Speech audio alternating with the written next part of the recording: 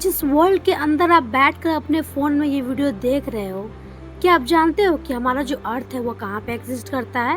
तो आपका जवाब होगा कि हाँ, हमारा जो अर्थ है वो हमारे सोलर सिस्टम में एग्जिस्ट करता है। और अगर इसी से मैं आपसे पूछूं कि हमारा सोलर सिस्टम कहाँ पे है, तो आपका जवाब होगा कि हमारा जो सोलर सिस्टम है वो हमारी अपनी गैलेक्सी यानी मिल्की वे गैलेक्सी में एग्जिस्ट करता है। क्या आपको पता है कि हमारी मिल्की वे गैलेक्सी जैसे मिलियंस ऑफ गैलेक्सी हमारे यूनिवर्स में एग्जिस्ट करती है। इतनी सारी है कि हम गिन भी नहीं सकते।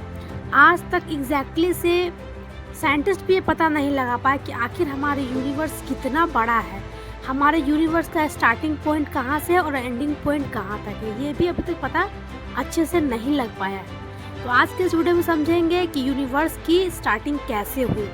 उससे पहले वीडियो को लाइक कर लेना और चैनल को सब्सक्राइब कर लेना अगर नए हो तो, ताकि इसी तरह की मज़ेदार वीडियो आपके पास आते रहे। तो अब चलते हैं अपने वीडियो के टॉपिक पे कि हमारा यूनिवर्स आखिर किस तरह से स्टार्ट हुआ था। एक साइंटिस्ट थे जिनका नाम था जॉर्ज लेमेत्री। उन्होंने एक थ्योरी दिया था।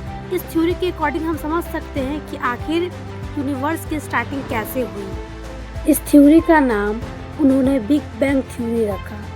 इस थ्योरी के अकॉर्डिंग आज से लगभग 15 बिलियन ईयर्स अगो जब पूरा यूनिवर्स एक extremely small hot and dense point था, इस स्टेट को हम सिंगुलैरिटी कहते हैं। एक ऐसा समय जब स्पेस, टाइम, मैटर और एनर्जी सब कुछ एक साथ थे, एक ही पॉइंट पर, जिसे हम सुपर स्टार कह सकते हैं। यह सुपर स्टार इतना बड़ा था कि हम इमेजिन भी नहीं कर सकते हैं।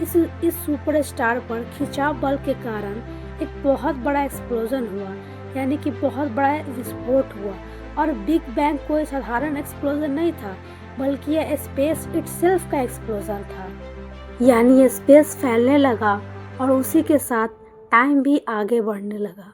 सुपर स्टार में विस्फोट के कारण यह स्थिर नहीं रहा, बल्कि इसमें खिंचाव होते रहे। यूनिवर्स और फैलता गया और अरबों आकाशगंगा यानी कि गैलेक्सीज का निर्माण हुआ।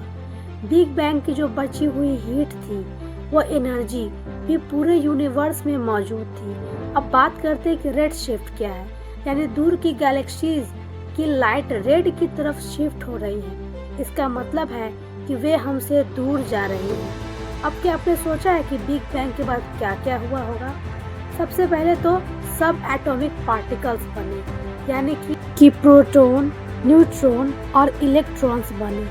फिर हाइड्रोजन और हीलियम एटम बने, जिनसे मिलकर के स्टार्स बने और उन्हीं स्टार के ग्रुप्स में मिलकर के गैलेक्सीज का निर्माण किया। और उसके बहुत टाइम बाद हमारा सोलर सिस्टम बना और अब बहुत सारे प्लैनेट्स बने। तो आई होप कि आपको समझ में आ गया होगा कि हमारे यूनिवर्स की स्टार्टिंग किस तरह से हुई थी।